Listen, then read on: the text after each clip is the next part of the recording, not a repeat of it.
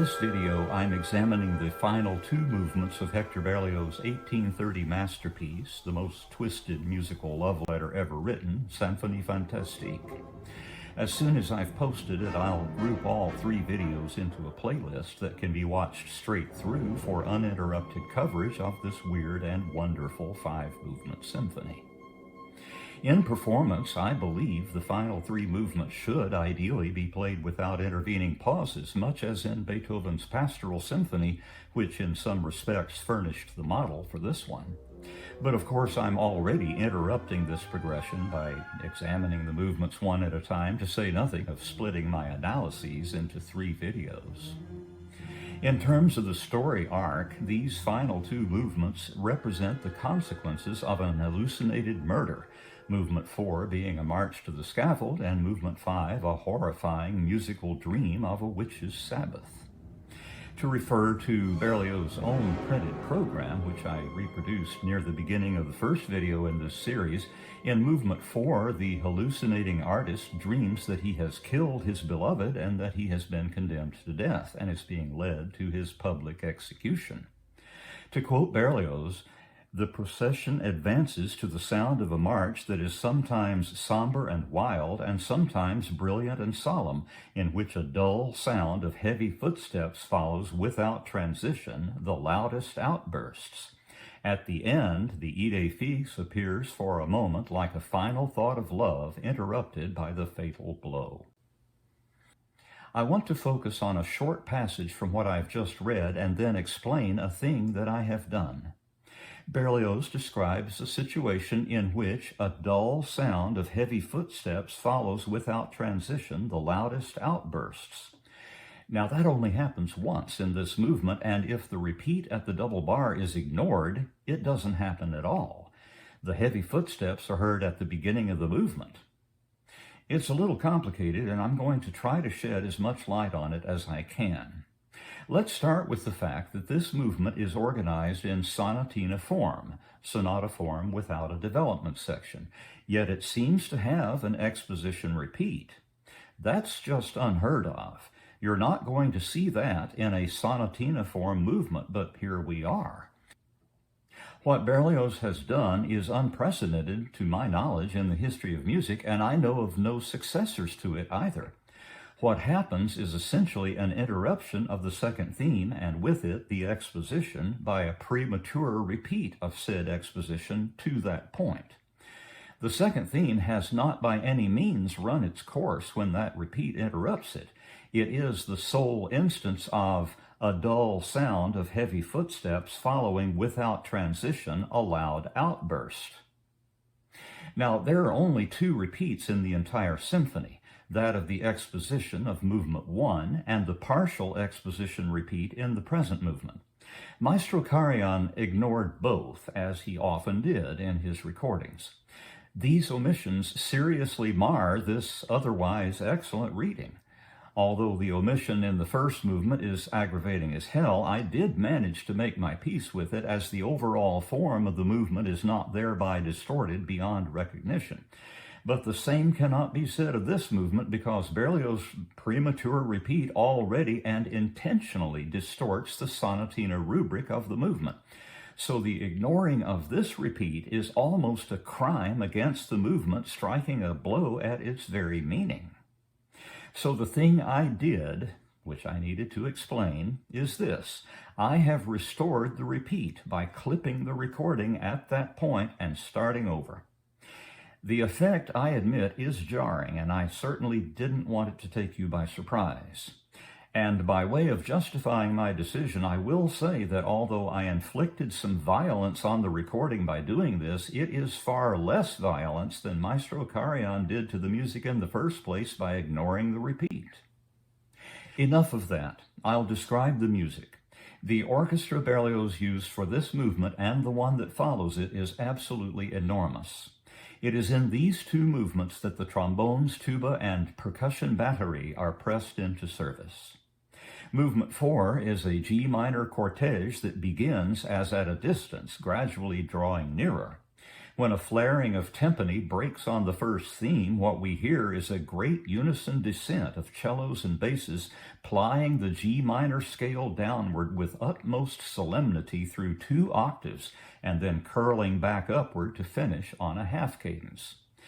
This is followed by a harmonized version of the same thing, resolving deceptively into E-flat major at the last, setting up a second statement of this skeletal theme, now decorated by hag-like scoldings from the 4 bassoons, who often play in unison during this movement. Shocking effects, little by little, insinuate themselves into this music from that point. There is a partial third statement of this theme, now played pizzicato by all the strings moving in contrary motion from a common starting point, thereby opening out a great cavernous space between high and low voices. Meanwhile, the 4 bassoons play an inappropriately cheerful trotting bass line in 8th notes, finally and by sheer obstinance summoning the second theme. That second theme is a real horror, a maddeningly gleeful, mocking, swaggering march tune guaranteed to own every lib who hears it. It's easy to put a visual image to this one. This is that tune that is interrupted by the repeat I described earlier, so we hear all that music again. The second time through, the second theme continues to unfold, now being allowed to run its full course. This is the last time we'll hear this theme, by the way. The retransition is brief and merciless, and at the recapitulation only a single statement of theme 1 is heard, this time presented in the most forceful and terrifying way Berlioz knew how to write. For its consequent paragraph, the theme is inverted, now climbing rather than sinking, as though the condemned were mounting the scaffold. The movement is closed by a substantial 3-part coda, the first part being a vicious, howling passage of G minor music in which the bird calls from movement 3, which had been borrowed from Beethoven's Pastoral Symphony, turn Hitchcockian. When this music has run its course, the condemned braces for the falling blade, his last thought being of the woman who, because of his obsession, has become his ruin. His death is met by a roar of approval from the crowd. There is here, I believe, a comment on one of the worst features of humanity, the glee so many apparently feel at the misfortune of others.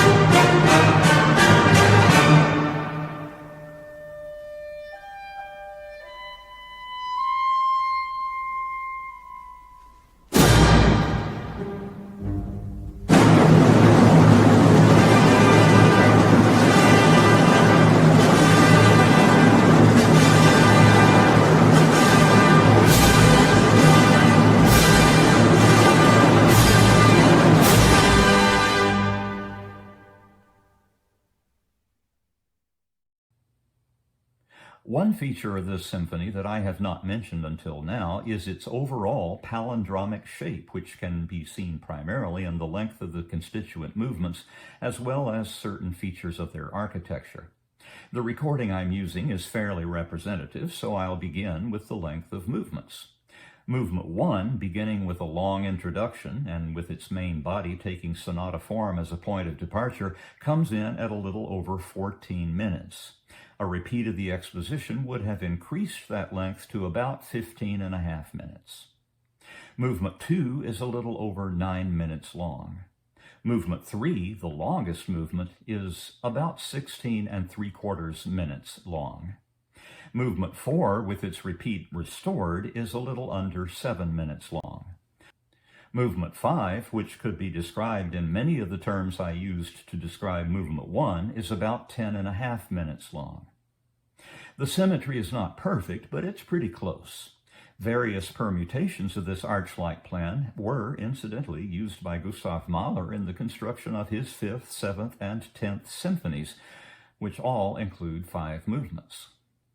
Now to the particulars of Movement 5, which broke quite a bit of new ground in 1830, although I suspect it was inspired in part by some of Carl Maria von Weber's innovations from a decade earlier. If the Wolf's Glen scene from Der Freischütz is familiar to you, you probably know what I'm talking about. The multi-part introduction is a long one. It includes many special effects deployed in music whose eerie nocturnal mood gradually gives way to sheer panic. The last appearance of the ubiquitous Idee Fix is heard during this introduction, transformed into the most grotesque caricature imaginable. It is the murdered beloved who will preside over what is to follow. This horrifying introduction winds down into the tolling of funeral bells, and then the main body of this sonata-form essay begins with a primary theme based on the medieval funeral chant Dies irae, dies illa, solvet saeculum in favilla, day of wrath, day that will dissolve the world in ashes.